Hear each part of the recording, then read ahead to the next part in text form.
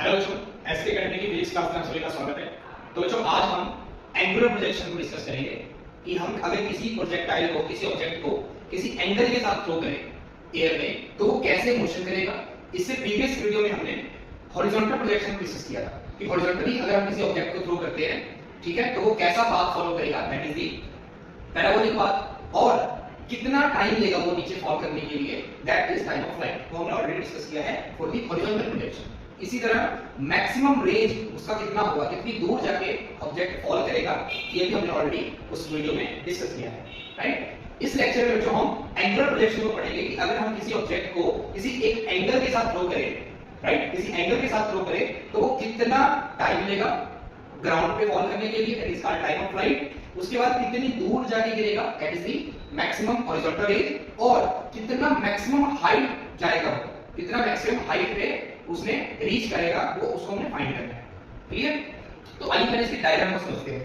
तो angular projection के लिए बच्चों हम यहां पे दो एक्सिस कंसीडर करते हैं। This is the vertical axis y axis and this is the horizontal axis x axis. तो बच्चों यहां से हमने एक प्रोजेक्टाइल को थ्रो किया with certain angle theta angle से, और u वेलोसिटी के साथ हमने उसको थ्रो किया। तो कैसे जाएगा, पहले वो कुछ टाइम को अपवर्ड मोशन करेगा और उसके बाद वो इस तरह से डाउनवर्ड मोशन करेगा, राइट, इस तरह से डाउनवर्ड मोशन करेगा। तो अब यहां से यहां तक जाने के लिए जितना समय लिया उसने, time to reach at maximum height, this is a maximum height, ये मैक्सिमम हाइट है, ठीक है। यहां से यहां तक जाने के लिए उसने जितना समय लिया उतना ही समय लेगा वो इस पॉइंट से इस पॉइंट तक आने के लिए। ये हम प्रूव करेंगे, ये हम यहां पर डिस्कस करेंगे। तो बच्चों यहां पे जो इनिशियल वेलोसिटी है u, इस वेलोसिटी के दो कंपोनेंट होंगे, एक इस डायरेक्शन में होगा, इसको हम ux मान लेते हैं, और एक वर्टिकल डायरेक्शन में होगा, इसको हम uy मान लेते हैं। ux is the initial velocity, the component of initial velocity along x axis, and uy is the component of initial velocity along y axis। तो यहां पर लिख देते हैं ux क्या है, component of initial velocity along x axis है, और इसी तरह uy क्या है बच्चों, component of initial velocity along y axis। तो अगेन बच्चों यहां पे हमने दो बातों का ध्यान रखना है। पहला कि एयर रेजिस्टेंस जो है वो निग्लिजिबल है, एयर रेजिस्टेंस क्या है बच्चों, निग्लिजिबल है, और हॉरिजॉन्टल मोशन क्या है बच्चों, यूनिफॉर्म, एंड वर्टिकल मोशन क्या है, एक्सेलरेटेड, किसकी वजह से, ड्यू टू ग्रेविटी की वजह से। तो इन बातों का हमने ध्यान रखना है जब भी हम एंगुलर प्रोजेक्शन को डिस्कस करेंगे। तो बच्चों अब पहले तो हम ये प्रूव करते हैं कि जो ये प्रोजेक्टाइल मोशन है उसकी ट्रैजेक्टरी क्या होगी, उसकी ट्रैजेक्टरी मतलब कौन सा पाथ ये फॉलो करेगा, उसको हम डिस्कस कर लेते हैं। तो बच्चों हम ये मान के चलते हैं कि ये कोई पॉइंट है P point x, y, this is the position coordinate of that point. इसका मतलब क्या हुआ कि इसने y एक्सिस पे ये वाला डिस्टेंस है वो y कवर किया, और x एक्सिस पे ये वाला डिस्टेंस इसने x कवर किया। किसी टाइम पे प्रोजेक्टाइल यहां पे पहुंच गया, तो हम इसका पोजीशन कोऑर्डिनेट जो है वो x और y अज्यूम कर लेंगे। नाउ फॉर हॉरिजॉन्टल मोशन को अगर हम डिस्कस करें तो हमको पता है बच्चों कि s इज इक्वल्स टू क्या होता है, s is equals to ut plus half at square. अब हॉरिजॉन्टली कितना डिस्टेंस कवर किया है, दैट इज x, यहां पे x आ जाएगा। हॉरिजॉन्टल इनिशियल वेलोसिटी कितनी है बच्चों, दैट इज ux, और टाइम कितना है, सपोज t 1/2, एक्सेलरेशन की वैल्यू 0 होगी, क्योंकि हमने ऑलरेडी यहां पे बोला हुआ है कि हॉरिजॉन्टल मोशन के लिए मोशन क्या होता है, यूनिफॉर्म, और यूनिफॉर्म मोशन के लिए एक्सेलरेशन क्या होता है, 0। x की वैल्यू क्या आएगी बच्चों, ux into t। अब आपको पता है कि जो हम वेक्टर के कंपोनेंट्स को डिवाइड करते हैं किसी भी वेक्टर के कंपोनेंट को डिवाइड करते हैं तो थीटा के साथ वाला जो कंपोनेंट होता है, थीटा के साथ वाला जो कंपोनेंट होता है वो कौन सा कंपोनेंट होता है बच्चों? वो होता है u cos थीटा। इसी तरह जो थीटा के परपेंडिकुलर वाला कंपोनेंट होता है वो कौन सा होता है? u sin theta. अब क्योंकि यहाँ पे हम हॉरिजॉन्टल कंपोनेंट ले रहे हैं तो यहाँ पे क्या लिखेंगे? x u cos theta into t। तो यहाँ से बच्चों टाइम की वैल्यू निकालो। टाइम की वैल्यू क्या आ जाएगी?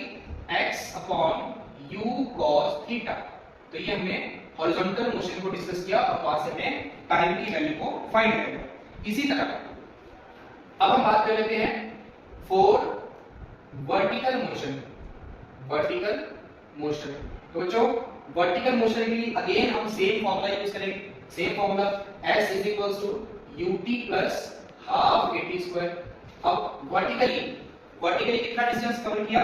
That is y is equals to vertical direction में बच्चों इनिशियल वेलोसिटी कितनी है? That is u/।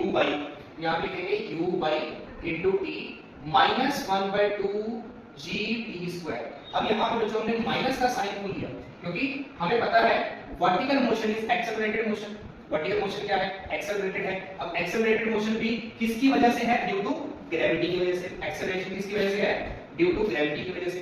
और ग्रेविटी जब कोई बॉडी ऊपर की तरफ जाती है तो ग्रेविटी उसको नीचे की तरफ अट्रैक्ट करती है। इट मींस एक्सेलरेशन जो है वो वेलोसिटी के ऑपोजिट डायरेक्शन में एक्ट कर रही है। तो in that case you can take acceleration is equals to minus of g। और अगर कोई बॉडी नीचे की तरफ फॉल करेगी मींस ग्रेविटी उस वेलोसिटी के फेवर में है। ग्रेविटी क्या है? उस वेलोसिटी के फेवर में है, उसकी वेलोसिटी को इंक्रीज करेगी। तो उस केस में हम एक्सेलरेशन को प्लस का g लिखेंगे। ठीक है? I think this concept is clear to you. Now इसमें हमने वैल्यूज को सब्स्टिट्यूट किया तो y क्या बना बच्चों? y की वैल्यू क्या बनेगी? y is equals to u/y क्या है? u sin theta into t minus 1/2 gt²। अब यहाँ पे बच्चों हमने ऑलरेडी t की वैल्यू को फाइंड किया हुआ है। अगर t की वैल्यू जब हम यहाँ पे रखेंगे, इसकी वैल्यू को पुट करेंगे तो हमारे पास इक्वेशन क्या बनेगी वो देखो। y is equals to u sin theta, t की value x upon u cos theta minus 1/2 g t²। t² means x upon u cos theta का स्क्वायर। इसको जब हम सिंपलीफाई करेंगे तो u से ये u कैंसिल हो जाएगा। यहाँ पे क्या बनेगा बच्चों आपके पास? y is equals to sin theta upon cos theta that is tan theta into x minus g upon 2 u square cos square theta into x²। तो बच्चों ये हमारे पास इक्वेशन बनी। This is the equation. और यहाँ पे हमारे पास इक्वेशन बनी। इस इक्वेशन में अगर हम देखें तो इस इक्वेशन में ये जो राइट हैंड साइड है, यहाँ पे इस राइट हैंड साइड में हमारे पास क्वाड्रेटिक फॉर्म है x के ऊपर। This is a quadratic in x। और यहाँ पे अगर हम लेफ्ट हैंड साइड देखें तो लेफ्ट हैंड साइड में क्या है? It is linear in y। तो बच्चों जब भी इस तरह का क्वेश्चन आता है, जब भी इस तरह की इक्वेशन आती है जिसमें एक तरफ y है और एक तरफ x के ऊपर क्वाड्रेटिक इक्वेशन है, तो ये जो इक्वेशन होती है बच्चों वो एक पैराबोला की इक्वेशन होती है। ठीक है? आपने यहाँ पे याद रखना है कि this is the equation of parabola. इसका मतलब ये हुआ कि जो प्रोजेक्टाइल है एंगुलर प्रोजेक्शन में भी पैराबोलिक पाथ ही फॉलो करता है, चाहे वो एंगुलर प्रोजेक्शन है चाहे वो हॉरिजॉन्टल प्रोजेक्शन है। अगर एयर रेजिस्टेंस वहां पे मान के चल रहे हैं कि 0 है, अगर नेग्लिजिबल एयर रेजिस्टेंस होगा तो उस केस में प्रोजेक्टाइल कौन सा पाथ फॉलो करेगा बच्चों? पैराबोलिक पाथ फॉलो करेगा। क्लियर? सो बच्चों हमने पैराबोलिक पाथ को प्रूव कर दिया कि जो प्रोजेक्टाइल मोशन है उसका पैराबोलिक पाथ होगा। अब हम ये फाइंड करते हैं कि जब ये प्रोजेक्टाइल को हमने थ्रो किया तो ये जब ऊपर जाएगा, यहाँ पे मैक्सिमम हाइट पे जाएगा, जब वो मैक्सिमम हाइट पे जाएगा तो उसको मैक्सिमम हाइट तक जाने के लिए कितना समय लगेगा? That is time to reach at maximum height. Maximum height पे जाने के लिए कितना समय लगेगा? तो हमें ये फाइंड करना है। तो बच्चों आपको पता होना चाहिए कि मैक्सिमम हाइट के यहाँ पे इस पॉइंट पे मैक्सिमम हाइट पे वेलोसिटी कितनी होती है? मैक्सिमम हाइट पे वेलोसिटी कितनी होती है बच्चों? 0 होती है। मींस जब आप किसी ऑब्जेक्ट को नीचे से ऐसे ऊपर की तरफ थ्रो करोगे तो वो ऑब्जेक्ट ऐसे ऊपर की तरफ जाएगा, मैक्सिमम हाइट पे पहुंचेगा, इस पॉइंट पे पहुंचेगा, यहां पे वेलोसिटी कितनी हो जाएगी उसकी 0। उसके बाद फिर वो डाउनवर्ड मोशन करना स्टार्ट कर देगा, मींस मैक्सिमम हाइट पे वेलोसिटी कितनी होती है 0 होती है। तो उस केस में हम मान के चलते हैं हमारे पास इक्वेशन ऑफ मोशन है v u + at, u + at। अब मैक्सिमम पॉइंट पे वेलोसिटी कितनी है बच्चों 0 u कौन सा लेंगे यहाँ पे, अब क्योंकि बॉडी वर्टिकल मोशन ट्रैवल कर रही है, वर्टिकल मोशन कर रही है, तो u की जगह हम चलेंगे यहाँ पे u by -g into t, g into t। यहाँ पे हमने माइनस का साइन क्यों लिया, क्योंकि बॉडी अपवर्ड मोशन कर रही है, और जब अपवर्ड मोशन करती है तो उस केस में जो ग्रेविटी है, जो एक्सेलरेशन ड्यू टू ग्रेविटी है, वो मोशन को अपोज करती है, वेलोसिटी को अपोज करती है। तो इस केस में gt की वैल्यू क्या आएगी u by, और u by हमको ऑलरेडी पता है कितना है u sin थीटा, तो gt u sin थीटा, तो t की वैल्यू क्या आ जाएगी u sin theta upon g, this is tm। tm का मतलब time to reach at maximum height, maximum height तक पहुंचने के लिए इतना समय लगेगा, that is u sin theta upon g। Clear है। अब टाइम ऑफ फ्लाइट कितना होगा बच्चों, time of flight, time of flight मतलब कैपिटल T। यहां से हमने ऑब्जेक्ट को प्रोजेक्ट किया, यहां से हमने ऑब्जेक्ट को थ्रो किया, यहां से इसने इसका पूरा डिस्टेंस ये पूरा पाथ कवर किया और फाइनली इस पॉइंट पे पहुंच गया, दैट इज एट ग्राउंड। तो इस केस में यहां से यहां तक आने का टोटल टाइम कितना होगा, टाइम ऑफ फ्लाइट। तो उसको हम कैसे निकालेंगे, हम 2 टाइम कर देंगे, 2 टाइम्स कर देंगे इसका time to reach at maximum height.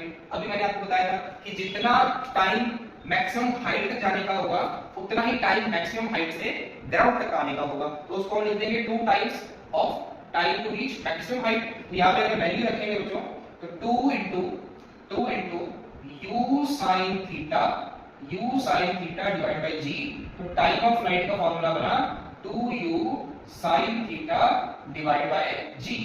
तो बच्चों यहां से हमने टाइम ऑफ जो फ्लाइट है प्रोजेक्टाइल का एंगुलर प्रोजेक्शन के लिए वो हमने फाइंड कर लिया। ये जितने भी रिजल्ट्स आते हैं, जैसे time to reach at maximum height आया, टाइम ऑफ फ्लाइट आया, तो ये जितने भी रिजल्ट्स आ रहे हैं वो हमने रिजल्ट को याद रखना है, ठीक है।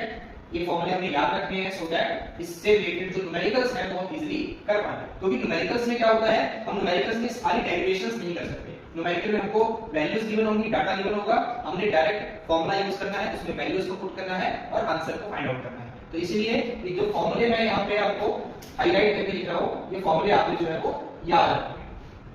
क्लियर है। टाइम ऑफ फ्लाइट के बाद हम फाइंड करेंगे मैक्सिमम हाइट अटेन,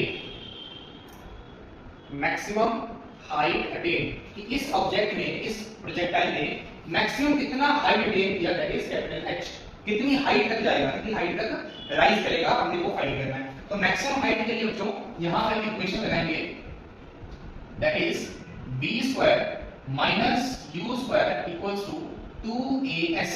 ये फॉर्मूला हमने लगा दिया। क्यों लगाया ये फॉर्मूला, क्योंकि मैक्सिमम हाइट पे बच्चों को पता है फाइनल वेलोसिटी कितनी होती है, फाइनल वेलोसिटी कितनी होती है मैक्सिमम हाइट पे 0। तो यहां पे हम 0 रखेंगे, मैक्सिमम हाइट पे final velocity 0 minus initial velocity. अब क्योंकि बॉडी अपवर्ड मोशन कर रहा है, बॉडी अपवर्ड मोशन कर रहा है, तो अपवर्ड मोशन के लिए इनिशियल वेलोसिटी कितनी होगी, that is u sin theta का whole square is equal to acceleration due to gravity.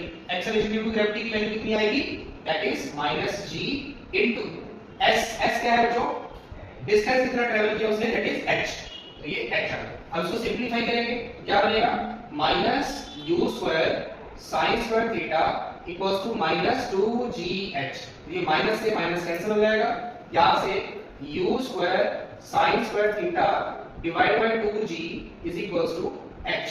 तो बच्चों ये एक फार्मूला आया, that is maximum height attain, maximum height attain by projectile, कितना वो मैक्सिमम हाइट तक राइज करेगा जब हम किसी एंगल के साथ उसको थीटा एंगल के साथ प्रोजेक्ट करेंगे, तो इतनी मैक्सिमम हाइट अटेन करेगा, राइट।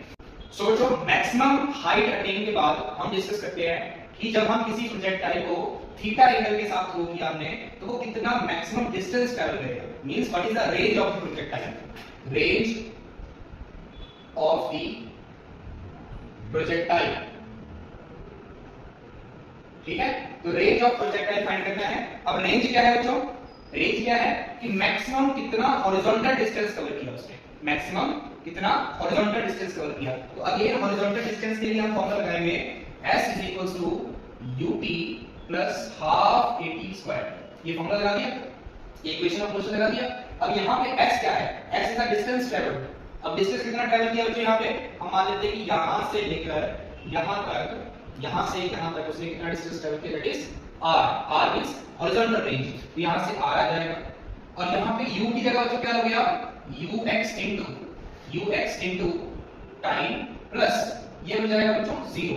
0 क्यों बनेगा, क्योंकि हमें पता है एक्सेलरेशन की वैल्यू फॉर हॉरिजॉन्टल प्रोजेक्शन कितना होता है, 0 होता है। क्यों, क्योंकि horizontal motion is uniform motion और यूनिफॉर्म मोशन में एक्सेलरेशन कितना होगा, 0 होगा। तो r is equals to ux means the initial velocity along horizontal direction, initial velocity along horizontal direction का कितना है, that is u cos theta। यहाँ पे क्या बनेगा, u cos theta, ये बना। टाइम की वैल्यू बच्चों हम यहाँ पे क्या रखेंगे, टाइम क्या होगा, ऑब्जेक्ट को यहाँ से थ्रो किया, ऑब्जेक्ट ने ये सारा पाथ कवर किया और फाइनली यहाँ पे आ गया, तो ये मींस इतना डिस्टेंस ट्रैवल हो गया। तो यहाँ से यहाँ तक आने का टाइम कितना है, उसको हम क्या बोलते हैं, टाइम ऑफ फ्लाइट। क्या बोलते हैं उसको, टाइम ऑफ फ्लाइट। तो दैट इज कैपिटल टी। और कैपिटल टी की वैल्यू बच्चों को पता है, कैपिटल टी हमने ऑलरेडी फाइंड किया, वो कितना था, that is 2u sin theta upon g। This is the value of time of flight, ये हमने ऑलरेडी फाइंड किया हुआ है। यहां पे वैल्यू रखेंगे तो क्या बनेगा, r is equals to u cos theta, capital T की value 2u sin theta divide by g। तो यहां से बच्चों क्या बनेगा, 2u into u square sin theta cos theta divide by g। तो ये बन जाएगा मैक्सिमम हॉरिजॉन्टल डिस्टेंस या फिर मैक्सिमम हॉरिजॉन्टल रेंज कितना उसने ट्रैवल किया। एक फॉर्मूला ये बना और इसको आप एक ट्रिग्नोमेट्री की आइडेंटिटी के हिसाब से 2 sin थीटा cos थीटा को हम sin 2 थीटा लिख सकते हैं। sin 2 थीटा ये ट्रिग्नोमेट्री की आइडेंटिटी है, इसको हम यहाँ पे यूज कर सकते हैं। तो इसका एक और फॉर्मूला बन जाएगा जो कि r is equals to u square 2 sin theta cos theta, that is sin 2 theta divided by g। बच्चों ये हमारा आया मैक्सिमम हॉरिजॉन्टल रेंज। क्लियर। तो इस वीडियो लेक्चर में हमने एंगुलर प्रोजेक्शन को डिस्कस किया कि उसका जो पाथ होता है वो कौन सा पाथ होता है, that is parabolic path. Maximum height तक जाने का कितना समय लगेगा, that is u sin theta upon g, u sin theta upon g। उसके बाद हमने टाइम ऑफ फ्लाइट निकाला। टाइम ऑफ फ्लाइट क्या होगा, उसका मैक्सिमम हाइट का टाइम का डबल हो जाएगा, that is 2u sin theta upon g। उसके बाद हमने क्या फाइंड किया बच्चों इसमें कि कितना मैक्सिमम हाइट कवर करेगा, कितना मैक्सिमम हाइट पे रीच करेगा, that is u square sin square theta divide by 2g। And last में हमने मैक्सिमम रेंज फाइंड किया कि कितनी दूर जाके गिरेगा object, that is u square sin 2 theta divide by g।